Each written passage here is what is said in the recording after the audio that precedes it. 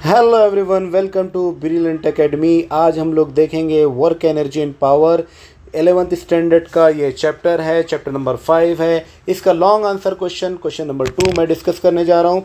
What are collisions, explain the possible types of collisions, develop the theory of one dimensional elastic collision. ये 8 mark का question पूछा जाता है। अगर आप इसको सही तरीके से कर लेते हैं तो आपको मिल सकते हैं पूरे 8 marks. Let's see the solution. Collision क्या है? Collision is a strong interaction between the particles. Particles के बीच का एक स्ट्रॉन्ग इंटरैक्शन है विथ और without contact when there are no external forces. एक दूसरे के साथ कांटेक्ट हो या ना हो, लेकिन दोनों के बीच में स्ट्रॉन्ग इंटरेक्शन होना चाहिए, इसी का नाम है कोलिजन। तो कोलिजन की डेफिनेशन लेने के बाद जो हमारा पहला क्वेश्चन था वो पार्ट खत्म हुआ। What are collisions? कोलिजन्स आप बता सकते हैं। Explain the possible type of collision, अभी हमको देखना है पॉसिबल टाइप ऑफ कोलिजन कौन कौन से हो सकते हैं। तो there are 2 types of collisions. One is elastic collision, next one is inelastic collision, जो नेक्स्ट स्लाइड में आपको दिखाऊंगा। पहले देख लेते हैं इलास्टिक कोलिजन किसे कहते हैं। The collision in which both momentum and kinetic energy are conserved is called elastic collision। जिसमें मोमेंटम और काइनेटिक एनर्जी दोनों के दोनों कंजर्व हो जाए उसे कहेंगे इलास्टिक कोलिजन। इनके एग्जांपल्स क्या है? इनके एग्जांपल है billiard ball and collision between fundamental particles. ये 2 एग्जांपल्स आपको लिखने हैं, तो ये आपको टाइप ऑफ कोलिजन में मिल जाएगा। नेक्स्ट पार्ट क्या है आपका टाइप ऑफ कोलिजन का? एक होता है इन इलास्टिक कोलिजन, दूसरा टाइप है इन elastic collision. The collision in which kinetic energy is not conserved but momentum unknown is conserved is called in elastic collision. Kinetic energy not conserve but momentum is conserve. ये unknown जो है ये extra का part आ गया, इसको आप skip कर देना, डिलीट कर देना, रिमूव कर देना। ये पोर्शन यहाँ नहीं होना चाहिए। तो यहाँ पर क्या हो जाएगा? Kinetic energy is not conserved but momentum is conserved is known as in elastic collision. इसके एग्जांपल्स क्या क्या है? Collision between any 2 vehicles, 2 vehicle के बीच का जो कोलिजन है इसको हम क्या कहेंगे? इन इलास्टिक कोलिजन। तो ये हुआ इनइलास्टिक कोलिजन की डेफिनेशन। नेक्स्ट देखते हैं हम। तो वन डायमेंशनल कोलिजन, इसके बारे में पूछा गया है। इलास्टिक कोलिजन होनी चाहिए, तो इसके बारे में क्वेश्चन में पूछा हुआ है। Let me show you the question once again. क्या लिखा है? Develop the theory of one dimensional elastic collision. इसलिए हम स्लाइड नंबर 4 में इस थ्योरी को देख रहे हैं। तो ये हमारे slide number 4, one dimensional elastic collision. तो कंसीडर 2 बॉडीज, 2 बॉडी हमको कंसीडर कर लेना है।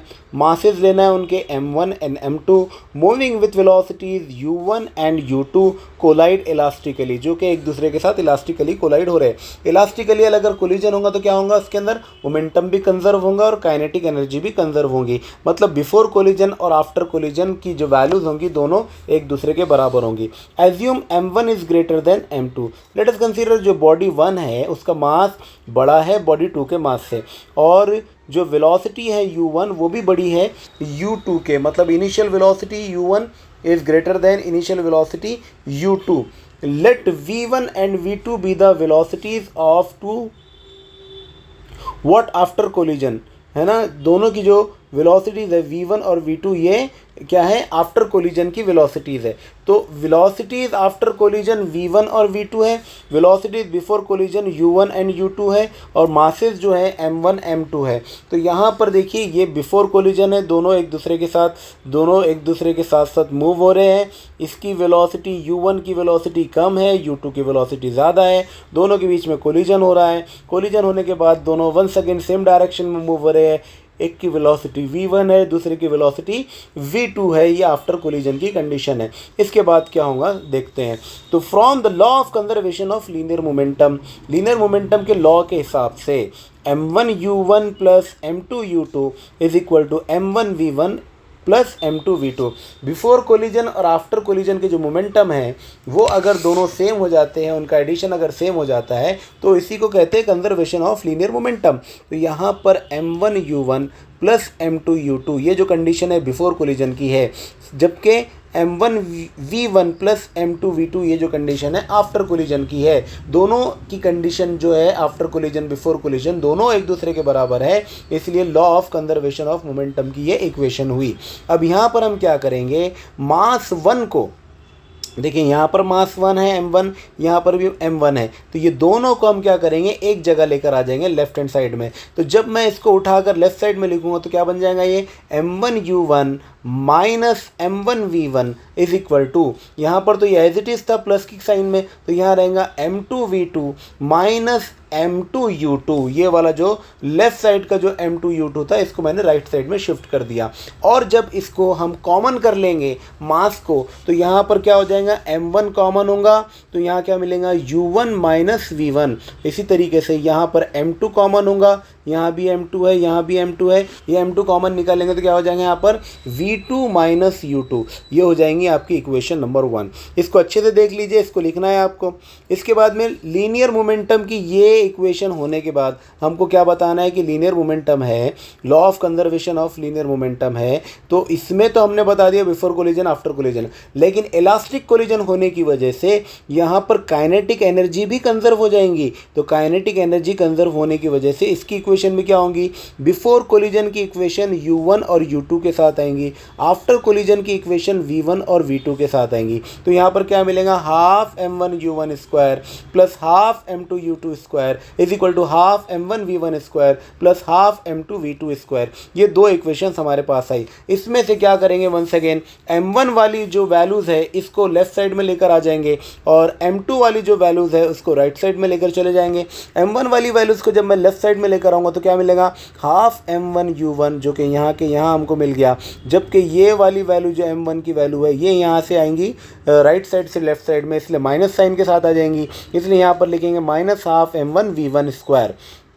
इसी तरह यहाँ पर जो लेफ़्ट साइड राइट साइड में जो हमारे पास m2u2 था वो एज इट इज़ रहेगा, जबकि लेफ़्ट साइड का जो m2u2 है इसको मैं राइट साइड में शिफ्ट करूँगा तो इसका भी माइनस साइन हो जाएगा। तो क्या मिलेगा, half m2v2 square minus half m2u2 square. यहाँ पर ये साइन माइनस के साथ हो जाएंगी, यहाँ पर भी ये साइन माइनस के साथ हो जाएंगी, तो दो साइन माइनस के साथ आएंगी। इसमें से फिर क्या करेंगे, हाफ m1 को कॉमन निकालेंगे तो ब्रैकेट के अंदर क्या बचेगा, u1 square minus v1 square. इसी तरह यहाँ से भी हाफ m2 कॉमन निकालेंगे तो ब्रैकेट में बचेगा v2 square minus u2 square. अब ये इसमें से हाफ और हाफ दोनों साइड से कैंसिल हो जाएगा, तो इक्वेशन में क्या बचेगा हमारे पास, m1 u1 square minus v1 square और यहाँ बचेगा m2 v2 square minus u2 square. आपको ध्यान कौन सी चीज़ पर देना है कि यहाँ पर u1 पहले आएगा जबकि यहाँ पर v2 पहले आएगा। v2 की वैल्यू पहले लिखना है और यहाँ पर u1 की वैल्यू पहले लिखना है। लाइकवाइज ऊपर वाली जो इक्वेशन 1 है यहाँ पर भी u1 पहले लिखना है और सेकंड वाली इक्वेशन सेकंड वाले पोर्शन में राइट साइड वाले पोर्शन में v2 पहले लिखना है। इसको ज़रा आप जो है ध्यान देकर इसको ये इक्वेशन को इस तरीके से कंप्लीट करेंगे। अगर आपने ऐसा नहीं किया तो आगे आने वाली सारी इक्वेशंस रॉन्ग हो जाएंगी और आपकी सारी मेहनत बेकार हो जाएंगी। इसलिए इन दो इक्वेशन में u1 और u1 और v2 इनके लोकेशंस को याद रखना बहुत ज़रूरी है। यहाँ पर v2 पहले है और यहाँ पर u1 पहले है। इस तरीके से आपको लोकेशंस को ध्यान रखकर इक्वेशन लिखना है। नेक्स्ट क्या हो जाएगा, डिवाइड करना है हमको 2/1। ये जो इक्वेशन नंबर 2 थी, इस इक्वेशन नंबर 2 को डिवाइड कर देना है इक्वेशन नंबर 1 से। ये इक्वेशन नंबर 2 को डिवाइड कर देना है इक्वेशन नंबर 1 से। तो यहाँ पर इस ब्रैकेट को हम ओपन करेंगे, u1 square minus v1 square, तो क्या बन जाएगा एक बार, u1 minus v1 into u1 plus v1।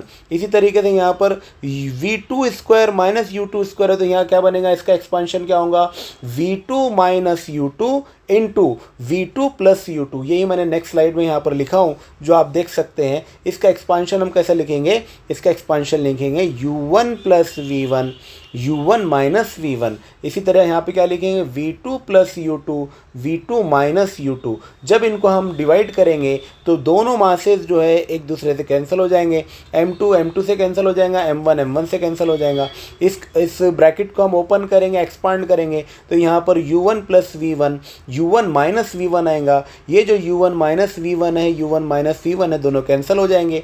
यहाँ पर जो V2 माइनस U2 है, यहाँ का जो V2 माइनस U2 है, ये भी कैंसिल हो जाएगा। तो हमारे पास इक्वेशन क्या बचेंगी? इक्वेशन बचेंगी U1 plus V1 equal to V2 plus U2। इसमें से हम क्या करेंगे, U जो इनिशियल वैल्यू है उसको एक तरफ लेकर आ जाएंगे। तो यहाँ पर ये है प्लस में, लेफ्ट साइड में आएगा तो ये हो जाएगा माइनस में, इसलिए यहाँ पर माइनस साइन आएंगे। इसी तरह यहाँ पर V1 है प्लस में, ये भी लेफ्ट साइड में जाएगा तो बन जाएगा माइनस में, इसलिए यहाँ पर माइनस साइन आएंगे। तो इक्वेशन क्या बनेगी? U1 minus U2 equal to V2 minus V1। This would be your equation number 3। आपको इक्वेशन नंबर 3 को ध्यान देना है।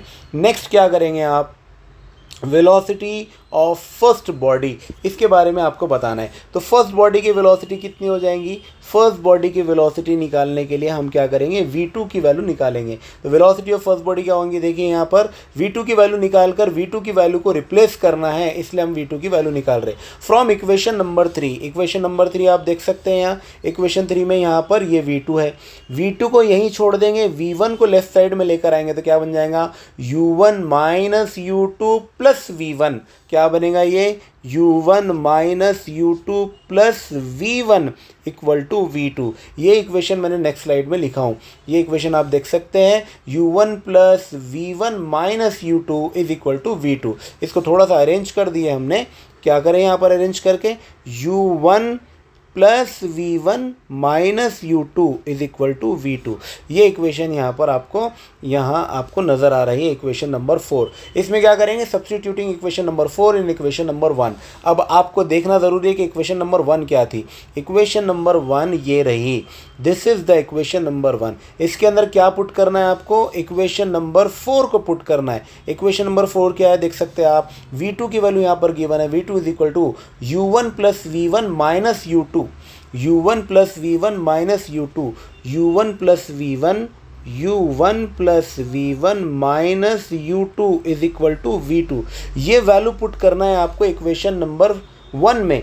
तो यहाँ पर V2 की वैल्यू को रिप्लेस करना है, मतलब ये जो दिख रहा है आपको V2, ये वैल्यू आपको रिप्लेस करना है। इसको रिप्लेस करेंगे तो हमको क्या मिलेगा? ये इक्वेशन मैंने यहाँ पर स्लाइड में बना कर रखा हूँ आपके लिए। यहाँ पर आपको मिलेगा सिंप्लीफाई करने के बाद V1 is equal to M1 minus M2 upon M1 plus M2 into U1 plus twice M2 upon M1 plus M2 into U2. This will be your equation number 5.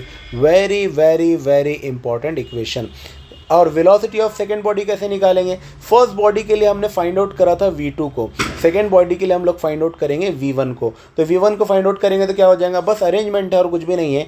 इस इक्वेशन में यहाँ आपको सिर्फ अरेंजमेंट करना है। हमको क्या फाइंड आउट करना है? V1 की वैल्यू फाइंड आउट करना है। तो क्या करेंगे आप?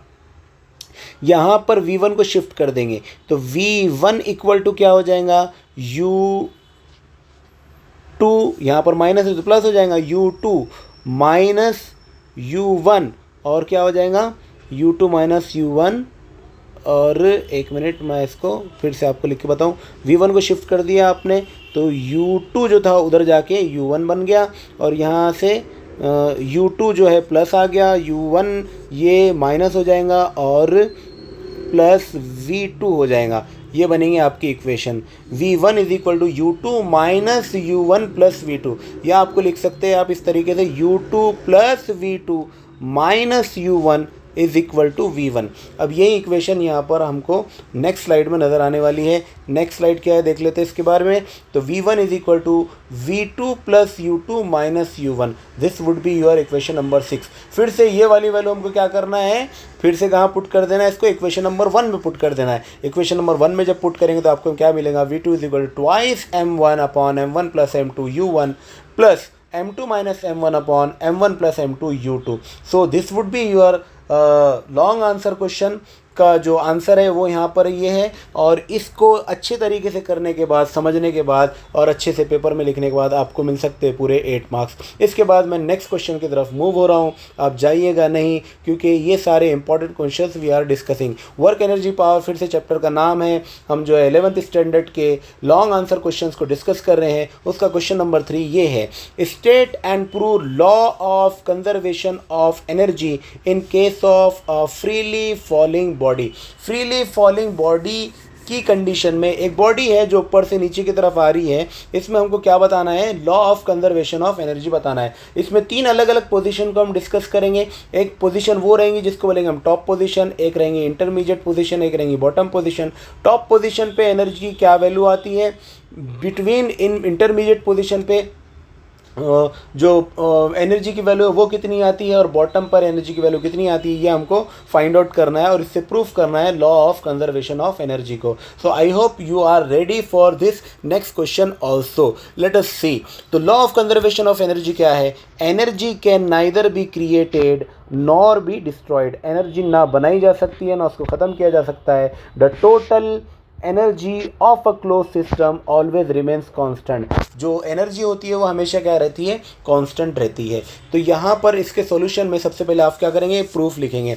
प्रूफ लिखते वक्त आपको क्या करना है, एक बॉडी को कंसीडर करना है। ये जो ग्रीन कलर का आपको बॉल नज़र आ रहा है इसको हमने कंसीडर कर लिया। इसका मास हमने कंसीडर किया, मास m के बराबर है। ये फ्रीली फॉल हो रहा है और इसकी हाइट, ये जो टोटल हाइट आपको नज़र आ रही है, टोटल हाइट h के बराबर है अबव द ग्राउंड। और फिर क्या है, कंसीडर करेंगे हम 3 अलग अलग पोजीशन को। एक पोजीशन का नाम हमने दिया A, ये पोजीशन A है, ये पोजीशन B है और ये पोजीशन C है। 3 अलग अलग पोजीशन पर 3 अलग अलग वेलोसिटीज़ पाई जाएंगी। एक रहेगा VA, एक रहेगा VB, एक रहेगा VC। ये 3 अलग अलग पोजीशन में से पहली पोजीशन से जब सेकंड पोजीशन मतलब B पोजीशन पे जब बॉल आएगा तो वो डिस्टेंस कितना कवर करेगा, तो x डिस्टेंस कवर करेगा। और जब B पोजीशन से C पोजीशन पर जब वो आएगा तो यहाँ पर B और C ये पोजीशन पर आने के पहले यहाँ पे इन दोनों की हाइट कितनी रहेंगी, तो हाइट ये दोनों के बीच की जो हाइट रहेंगी वो कितनी रहेंगी, टोटल हाइट में से x को माइनस कर देंगे, मतलब h माइनस एक्स रहेंगी। तो ये 2 चीज़ें आपको याद रखना ज़रूरी है जिसको हम इक्वेशन नंबर 2 में यूज़ करने वाले हैं। पहले हम देखते हैं इक्वेशन नंबर 1 को सॉल्व करने के लिए। पॉइंट नंबर A को जब हम सॉल्व करेंगे तो पॉइंट नंबर A में इनिशियल वेलोसिटी 0 रहेंगी। Initial velocity point number A में जिसको बोलेंगे velocity at A is equal to 0। तो यहाँ पर velocity at A equal to 0 रहेंगी। दूसरा क्या रहेगा, इसकी जो हाइट रहेंगी, इनिशियल पोजीशन जो हाइट रहेंगी ग्राउंड से वो कितनी रहेंगी, h के बराबर रहेंगी। तीसरा क्या बताएंगे हम, पोटेंशियल एनर्जी का फॉर्मूला हमको यहाँ पर लिख देना है। पोटेंशियल एनर्जी किसके बराबर होता है, mgh के बराबर होता है। mgh में से मास ऑफ द बॉडी, दूसरा g बोले तो एक्सेलरेशन ड्यू टू ग्रेविटी, और तीसरा h का मतलब क्या होता है, height from the ground. Ground से कितनी हाइट पर वो बॉल है या वो ऑब्जेक्ट है उसकी वैल्यू आएंगी h के बराबर। तो पोटेंशियल एनर्जी क्या हो जाएगा, mgh हो जाएगा। फिर हमको क्या लिखना है, काइनेटिक एनर्जी के बारे में लिखना है। काइनेटिक एनर्जी बोले तो ऐसी एनर्जी होती है जो मोशन की वजह से बॉडी के अंदर पाई जाती है। अब यहाँ पर मोशन तो बॉडी का हो नहीं रहा और उसकी वेलोसिटी, इनिशियल वेलोसिटी 0 है। मोशन नहीं होने की वजह से, वेलोसिटी की वैल्यू 0 होने की वजह से पूरा का पूरा हाफ mv² की वैल्यू भी 0 हो जाएंगी। इसलिए यहाँ पर काइनेटिक एनर्जी की वैल्यू हो जाएंगी 0। तो जब हम टोटल एनर्जी को फाइंड आउट करने की कोशिश करेंगे तो total energy at A is equal to potential energy plus kinetic energy that is equal to mgh plus 0। और यहाँ पर हमको आंसर क्या मिल जाएगा, equation number 1 that is equal to energy at point A is equal to mgh। I hope आपको point A की equation समझ में आ गई होंगी। Let us C energy at point B। Point B के ऊपर क्या होगा, यहाँ पर अब बॉडी जो है यहाँ पर पहुँच गई है। ये है पॉइंट B, ये था A और ये है C। तो पॉइंट B पर बॉडी आ चुकी है। पॉइंट B पर बॉडी जब आई है तो उसके अंदर मोशन आया है। मोशन आने की वजह से उसके अंदर काइनेटिक एनर्जी भी आई होंगी। तो उसमें डिस्टेंस कितना कवर हुआ, तो डिस्टेंस कवर हुआ x के बराबर। और हाइट कितनी बच गई, ग्राउंड से कितनी हाइट बच गई, तो ग्राउंड से हाइट बची है h माइनस एक्स के बराबर। ये 2 चीज़ें आपको याद रखना है। तो देखिए सबसे पहले क्या करेंगे, at point B body freely falls from A to B। Through a displacement x, जो कि मैं आपको अभी बता दिया। इसके बाद में हाइट कितनी बचेंगे, height from the ground is h minus x. फिर क्या करना है भाई, पोटेंशियल एनर्जी की वैल्यू कितनी हो जाएंगी, तो potential energy is equal to m ji h के बराबर होता है, लेकिन h यहाँ पर चेंज हो गया है, h माइनस एक्स के बराबर हो गया, इसलिए इस इक्वेशन को एक्सपांड करेंगे तो क्या मिलेगा हमको, एम जी H minus M G x. ये था आपका पोटेंशियल एनर्जी। अब काइनेटिक एनर्जी फाइंड आउट करना है। काइनेटिक एनर्जी फाइंड आउट करने के लिए वेलोसिटी एट बी निकालना ज़रूरी है। वेलोसिटी एट बी निकालने के लिए काइनेमेटिक इक्वेशन को हम यूज़ करेंगे। वो काइनेमेटिक इक्वेशन क्या रहेंगी, v square minus you square is equal to 2ax, v square minus you square is equal to 2as। यहाँ पर a क्या है, एक्सेलरेशन ड्यू टू ग्रेविटी, हम g पुट कर सकते हैं। एस क्या है, जो डिस्टेंस ने कवर किया, कितना डिस्टेंस कवर किया, एक्स डिस्टेंस कवर किया, तो यहाँ पर रिप्लेस कर सकते हैं इसको एक्स से, यहाँ पर रिप्लेस कर सकते हैं उसको जी से, यहाँ पर इसको लिख देंगे 2 एज इट इज़। यू की जगह क्या हो जाएगा, initial velocity is equal to 0, और यहाँ पर जो वेलोसिटी है वी वो हो जाएंगी किसके बराबर, वी बी के बराबर, तो यहाँ पर बन जाएगा वी बी स्क्वायर। तो ये देख सकते हैं आप कि मैंने जो रिप्लेस किया वो इक्वेशन यहाँ पर आ गई, तो यहाँ पर क्या हो जाएगा, v b square minus 0 is equal to 2gx, therefore vb is equal to 2gx. This would be your equation for velocity. ये वेलोसिटी vb स्क्वायर की वैल्यू है। हमें क्या vb स्क्वायर की वैल्यू को क्या करना है, काइनेटिक एनर्जी में पुट करना पड़ेगा। अभी vb स्क्वायर सिर्फ अकेले vb स्क्वायर से काम नहीं चलेगा, इसके लिए पूरी काइनेटिक एनर्जी हमको फाइंड आउट करना पड़ेगा। काइनेटिक एनर्जी का फॉर्मूला होता है half M v b square, जिसमें से ये vb स्क्वायर की जगह 2gx पुट कर देंगे, ये 2 से कैंसिल हो जाएगा, तो हमको क्या मिलेगा फाइनली mgx। तो काइनेटिक एनर्जी क्या हो गया, kinetic energy is equal to mgx। अब हमारे पास क्या है, पोटेंशियल एनर्जी की वैल्यू है जो आपको यहाँ पर मैंने दिखाया, और काइनेटिक एनर्जी की वैल्यू है जो यहाँ पे सॉल्व करने के बाद हमको मिली। ये दोनों को ऐड करेंगे तब जाके हमको मिलेंगे total energy. Total energy at location B that is E B is equal to potential energy plus kinetic energy M ji H minus M G X plus M ji X. यहाँ पर ये M जी X और M जी X दोनों एक दूसरे से cancel हो जाएंगे माइनस साइन और प्लस साइन होने की वजह से, तो फाइनली हमारे पास क्या आ जाएगा, एम जी एच। मतलब लोकेशन नंबर 2 जो कि बी पॉइंट है, बी पॉइंट पर भी आपको mgh ही वैल्यू मिली टोटल एनर्जी की। This would be your equation number 2। इसके बाद में हमको लास्ट पॉइंट निकालना है vc। vc के पास हमारे पास टोटल एनर्जी कितना है वो फाइंड आउट करना है।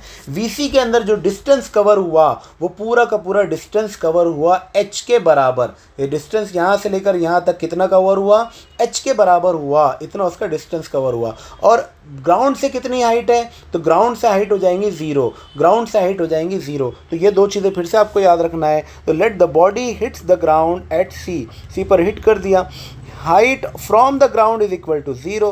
पोटेंशियल एनर्जी बगैर हाइट के तो होता नहीं है, इसलिए यहाँ पर 0 से जब मल्टीप्लाई करेंगे तो आंसर क्या आ जाएगा, 0। So potential energy would be equal to 0। उसके बाद में हमको क्या करना है, काइनेटिक एनर्जी फाइंड आउट करना है। फिर से काइनेमेटिक इक्वेशन हम लोग पुट करेंगे। यहाँ पर क्या हो जाएगा, V square minus you square is equal to 2, A की जगह आ जाएगा जी और एस की जगह क्या आ जाएगा, पूरा का पूरा एच यहाँ पर, और इनिशियल वेलोसिटी क्योंकि 0 थी तो क्या मिल जाएगा, V square minus 0 is equal to 2gh। ये वैल्यू हमको यहाँ पर वी सी स्क्वायर के फॉर्म में मिलेंगी। तो V C square is equal to हो जाएगा 2gh। अब ये वैल्यू हम कहाँ पुट करेंगे, काइनेटिक एनर्जी के फॉर्मूले में। काइनेटिक एनर्जी क्या होता है, half M V C square. V C square की वैल्यू अभी हमने फाइंड आउट किया 2gh के बराबर है। ये 2 ये वाले 2 से कैंसिल हो जाएगा, तो हमको फाइनली क्या मिल जाएगा, mgh। पोटेंशियल एनर्जी की वैल्यू थी 0, काइनेटिक एनर्जी की वैल्यू है mgh। 0 plus mgh is equal to total energy that is energy at point number C. तो मैं देख रहा हूँ कि इक्वेशन नंबर 3 में भी मुझे मिला mgh, इक्वेशन नंबर 2 में भी मुझे मिला mgh, इक्वेशन नंबर 1 में भी मुझे मिला mgh। तीनों अलग अलग लोकेशन पर मुझे 3 अलग अलग वैल्यूज़ ना मिलते हुए सेम वैल्यू मुझे मिली। तो from 1, 2 and 3 we can say that total energy of the body is remains constant, hence the law of conservation of energy is proved। तो यहाँ पर law of conservation of energy prove होता है। Hope आपको ये क्वेश्चन भी समझ में आ गया होगा। तो स्टूडेंट्स, अगर आपको ये क्वेश्चन भी समझ में आ गया है, इसके पहले वाला क्वेश्चन भी अगर आपको समझ में आ गया है, तो अच्छे से पढ़िए और दिल लगा के पढ़ने के बाद इसको लिख लिख कर याद करिए, राइटिंग प्रैक्टिस करिए और दूसरों को भी इन वीडियोस को शेयर कीजिए ताकि दूसरों का भी भला हो जाए। This is Amin Sultan and you are watching Brilliant Academy. फिर मिलेंगे, बाय बाय।